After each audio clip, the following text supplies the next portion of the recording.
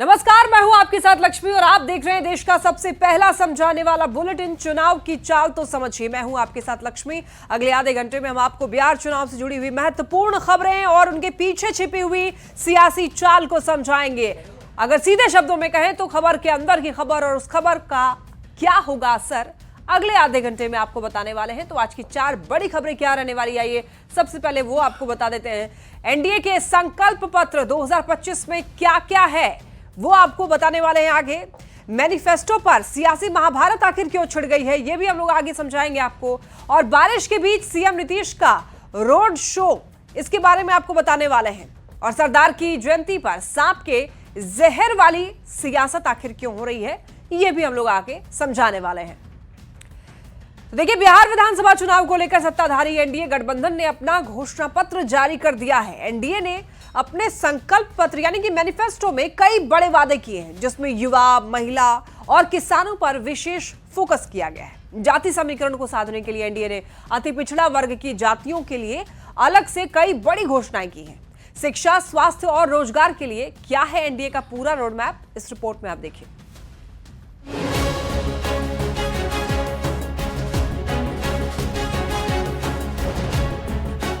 बिहार विधानसभा चुनाव को लेकर शुक्रवार को एनडीए ने संकल्प पत्र 2025 जारी कर दिया। पटना के होटल मौर्या में बीजेपी और जेडीयू के नेतृत्व वाले एनडीए के बड़े नेताओं की मौजूदगी में साझा घोषणा पत्र जारी किया गया। एनडीए के घोषणा पत्र में अति पिछड़ा वर्ग और गरीबों का काफी ख्याल रखा गया है। तो गरीबों के साथ ही किसान और कृषि, शिक्षा और स्वास्थ्य पर भी एनडीए ने काफी फोकस किया है, लेकिन सबसे ज्यादा फोकस महिलाओं और युवाओं पर है। हर जिले में फैक्ट्री और हर परिवार में नौकरी के वादे के तहत हर युवा को रोजगार देने का वादा किया गया है। 1 करोड़ से ज्यादा सरकारी नौकरी और रोजगार का लक्ष्य एनडीए की ओर से रखा गया है। औद्योगिक मिशन के तहत हर जिले में फैक्ट्री लगाने और औद्योगिक क्रांति के लिए 1 लाख करोड़ के निवेश का वादा भी किया गया है। महिलाओं को आर्थिक रूप से आत्मनिर्भर बनाने के लिए मुख्यमंत्री महिला रोजगार योजना के जरिए 2 लाख तक की सहायता राशि देने का वादा किया गया है। 1 करोड़ महिलाओं को लखपति दीदी और महिला उद्यमियों को करोड़पति बनाने का लक्ष्य भी रखा गया है। घोषणा पत्र पूरी तरह से अब तक के विकास योजनाओं का फ्यूचर प्लान है और जो इसको हम कह सकते हैं कि एक रियलिस्टिक बनाम अनरियलिस्टिक की लड़ाई है। हर जिले में फैक्ट्री और हर घर में नौकरी, एनडीए की ओर से दावा किया गया है कि उन्होंने वही वादे किए हैं जो पूरे किए जा सके। ऐसे में देखना होगा कि बिहार की जनता इस संकल्प पर कितना भरोसा करती है और बिहार में एनडीए की सरकार बरकरार रहती है या नहीं।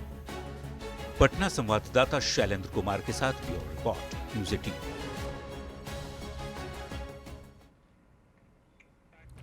आइए चुनाव की चाल समझते हैं। समझना यह है कि एनडीए ने अपने घोषणा पत्र में किस वर्ग के लिए क्या कुछ खास तौर पर वादा किया है।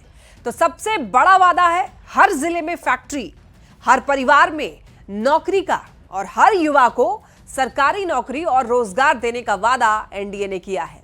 एनडीए सरकार में 1 करोड़ से भी ज्यादा नौकरी और रोजगार देने का वादा इस बार एनडीए कर रहा है और औद्योगिक मिशन से निवेश और हर जिले में फैक्ट्री का वादा किया है। औद्योगिक क्रांति के लिए 1 लाख करोड़ का निवेश भी होगा, इसका भी वादा एनडीए कर रहा है। दूसरा है महिलाओं के लिए आर्थिक आत्मनिर्भरता सशक्त बनाने के लिए मुख्यमंत्री महिला रोजगार योजना। महिलाओं को रोजगार के लिए 2 लाख की सहायता राशि देने का वादा एनडीए कर रहा है और 1 करोड़ महिलाओं को लखपति दीदी बनाने का लक्ष्य भी रखा गया है। और बिहार की महिला उद्यमियों को करोड़पति बनाने का लक्ष्य रखा गया है। तीसरा है अति पिछड़ा को आर्थिक और सामाजिक बल देना। अति पिछड़ा वर्ग के लोगों को 10 लाख रुपए की सहायता देने का वादा इस बार एनडीए कर रहा है।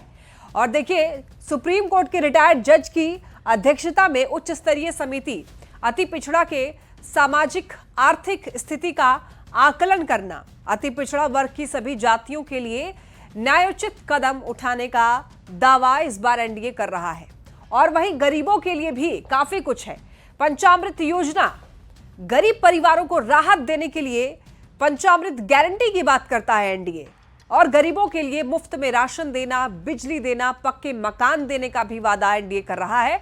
वहीं 125 यूनिट फ्री बिजली देने का वादा 5 लाख तक मुफ्त इलाज का भी वादा एनडीए करता है और 50 लाख पक्के मकान देने का वादा कर रहा है। इसके अलावा पौष्टिक भोजन की गारंटी भी देता है। और देखिए किसानों के लिए क्या है, किसानों को सम्मान और फसल के लिए एमएसपी की बात कर रहा है। इसके अलावा देखिए कर्पूरी ठाकुर किसान सम्मान से हर साल 3,000 रुपए देने का वादा एनडीए करता है किसानों को। किसान सम्मान निधि मिलाकर साल में 9,000 रुपए होगा और फसल का सही दाम दिलाने के लिए एमएसपी की गारंटी भी दे रहा है। और वहीं देखिए एग्री इंफ्रास्ट्रक्चर में 1 लाख करोड़ का निवेश भी कराएगा। इसके बाद देखिए शिक्षा और स्वास्थ्य पर भी फोकस एनडीए करता है। बच्चों के लिए केजी से लेकर के पीजी तक मुफ्त शिक्षा देने की बात कर रहा है NDA. World class education city की स्थापना करने की बात कर रहा है और बिहार में विश्व स्तरीय मेडिसिटी का निर्माण भी करने की बात की जा रही है इस बार।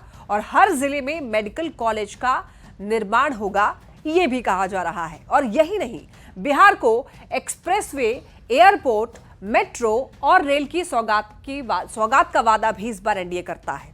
देखिए पटना, गया, मुजफ्फरपुर, दरभंगा, भागलपुर में मेट्रो की बात कर रहा है और 7 नए एक्सप्रेसवे बनाए जाएंगे और 3600 किलोमीटर रेल आधुनिकीकरण की भी बात की जा रही है। पटना, दरभंगा, पूर्णिया और भागलपुर में अंतर्राष्ट्रीय एयरपोर्ट बनाए जाने की बात की जा रही है और बिहार के 10 नए शहरों से घरेलू उड़ान की सेवा जो है वो भी बहाल की जाएगी। और देखिए बाढ़ मुक्त बिहार बनाने की बात की जा रही है। बिहार का एक हिस्सा जो है जो कि बाढ़ से काफी प्रभावित रहता है, ऐसे में बाढ़ मुक्त बिहार बनाने की बात की जा रही है। आध्यात्मिक पर्यटन को बढ़ावा देने पर भी जोर है और अगले 5 साल में बाढ़ मुक्त बिहार बनाने का लक्ष्य रखा गया है। इसके अलावा देखिए फ्लड मैनेजमेंट बोर्ड और फ्लड टू फॉर्च्यून मॉडल का भी यहां पर जिक्र है और विष्णुपद और महाबोधि कॉरिडोर को ग्लोबल पर्यटन केंद्र बनाने की भी बात की जा रही है। इसके अलावा मां जानकी की जन्मस्थली सीतापुरम के रूप में इसे विकसित किया जाएगा, ये भी इस बार के घोषणा पत्र में बात की जा रही है। अब देखिए एनडीए के घोषणा पत्र को लेकर विपक्षी नेता हमलावर है। आरजेडी ने आरोप लगाया कि एनडीए का घोषणा पत्र महागठबंधन के तेजस्वी प्रण की कॉपी है।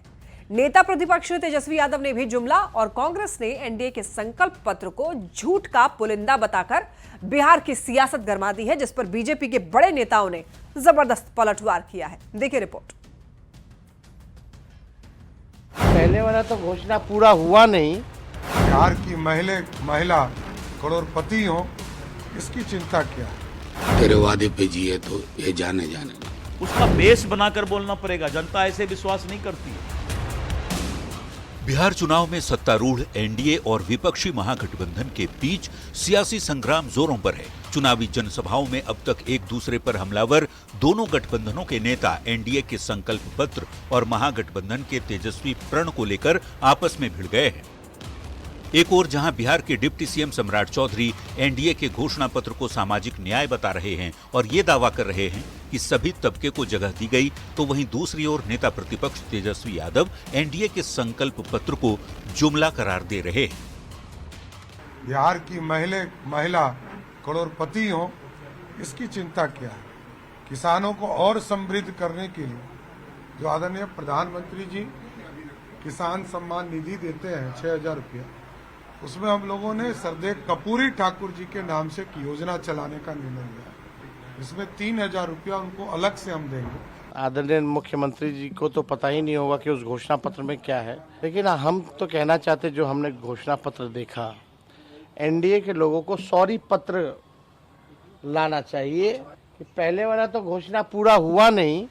सत्ताधारी भारतीय जनता पार्टी ये दावा कर रही है कि प्रधानमंत्री नरेंद्र मोदी और सीएम नीतीश को गरीबों की ज्यादा चिंता है, सियासी छींटाकशी की नहीं। जबकि कांग्रेस के पर्यवेक्षक अशोक गहलोत ये आरोप लगा रहे हैं कि एनडीए में कुछ भी ठीक नहीं है। सेकंड भर में घोषणा पत्र जारी कर भागना मीडिया के सवालों से बचने का ताजा उदाहरण है। लिहाजा ये देखना होगा कि मैनिफेस्टो पर जारी वार पलटवार की ये सियासत आगे क्या रंग लाती है।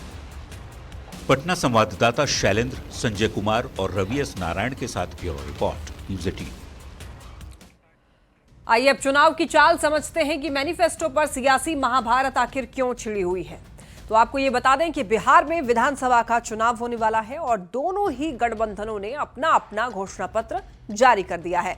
28 अक्टूबर को महागठबंधन का घोषणा पत्र आया, जिसको प्रण पत्र नाम दिया गया, जबकि 31 अक्टूबर को एनडीए ने अपना घोषणा पत्र जारी किया, जिसको संकल्प पत्र नाम दिया गया।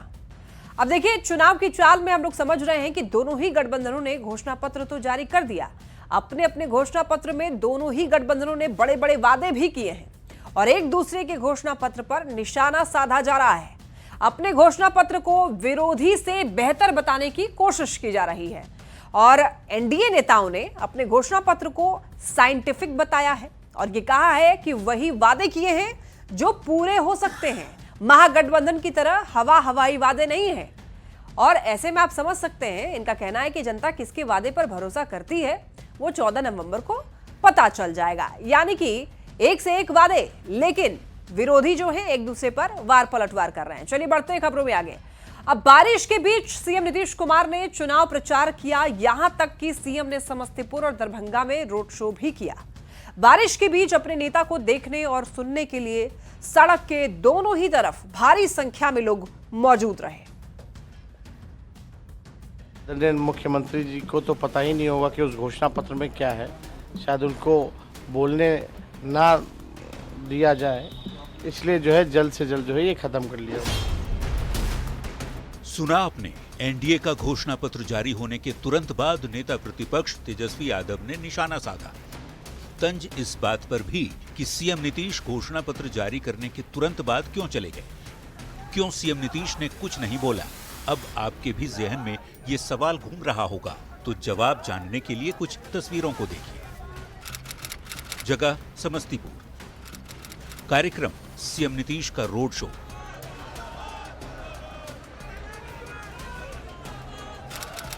जगह दरभंगा, कार्यक्रम सीएम नीतीश कुमार का रोड शो।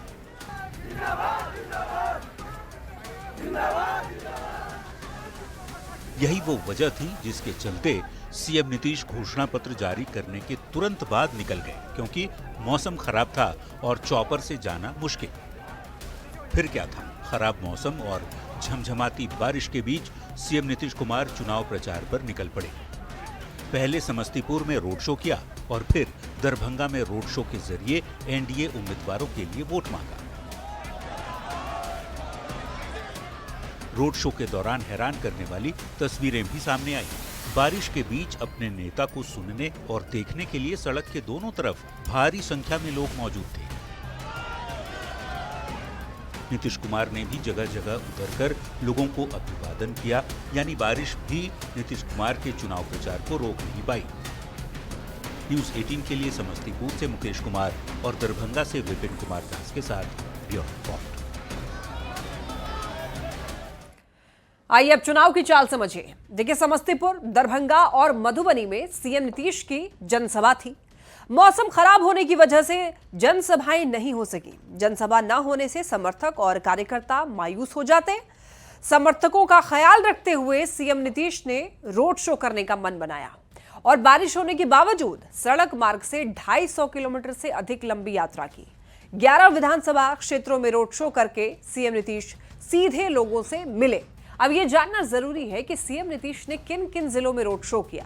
तो आपको बता दें, समस्तीपुर में, दरभंगा में और मधुबनी जिले में सीएम ने रोड शो किया। अब किस जिले की कौन कौन सी सीट पर सीएम नीतीश ने रोड शो किया है, आइए वो भी समझते हैं। तो सबसे पहले बात समस्तीपुर जिले की करते हैं। समस्तीपुर में सीएम नीतीश ने मोरवा विधानसभा क्षेत्र, उजियारपुर विधानसभा क्षेत्र, विभूतिपुर विधानसभा क्षेत्र और रोसड़ा विधानसभा क्षेत्र के साथ साथ वारिसनगर क्षेत्र में सीएम नीतीश का रोड शो हुआ। इसके बाद दरभंगा जिले की बात करें तो दरभंगा में बेनीपुर, कुशेश्वर स्थान, अलीनगर और दरभंगा ग्रामीण में रोड शो किया। और फिर मधुबनी की बात करें तो मधुबनी में फुलपरास और लौकहा सीट पर यहां पर रोड शो उन्होंने किया है।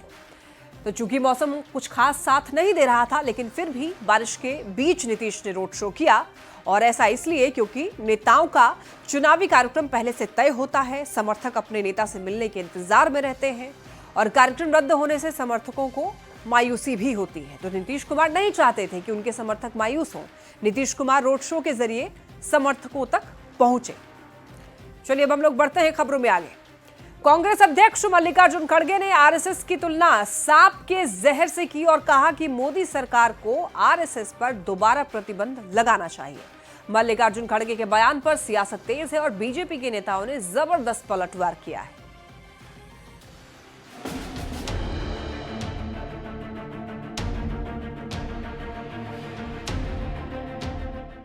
सरदार पटेल की 150वीं जयंती पर समाजवादी पार्टी के मुखिया अखिलेश यादव ने आरएसएस पर बैन लगाने की मांग की है।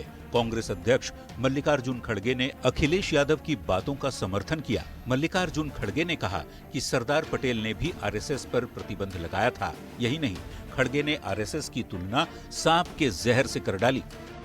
विष को चाटने की जरूरत नहीं, टेस्ट सैंपल देखेंगे नहीं, सैंपल नहीं होता, उसमें मृत्यु ही होती है।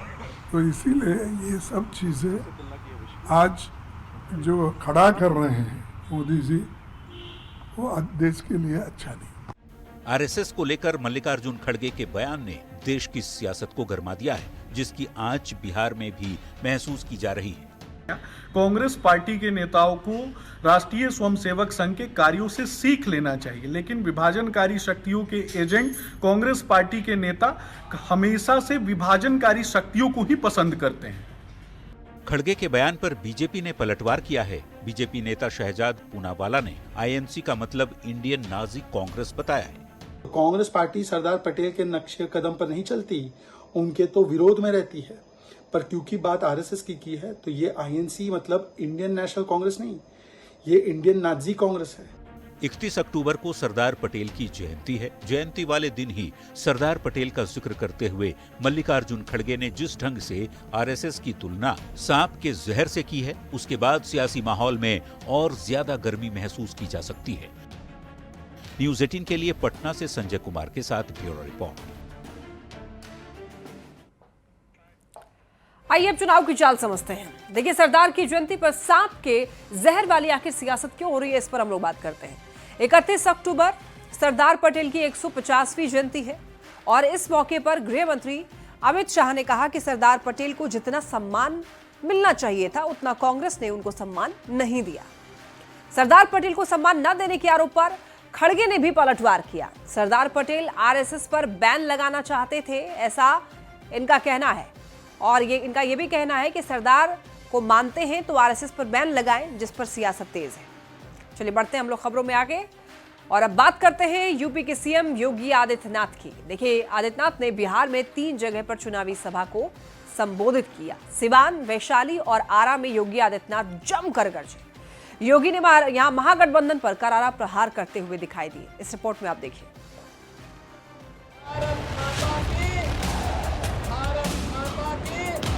याद करना, अगर कांग्रेस और आरजेडी जीतती है तो गरीब के राशन को सबसे पहले बंद करके हजम कर डालेंगे।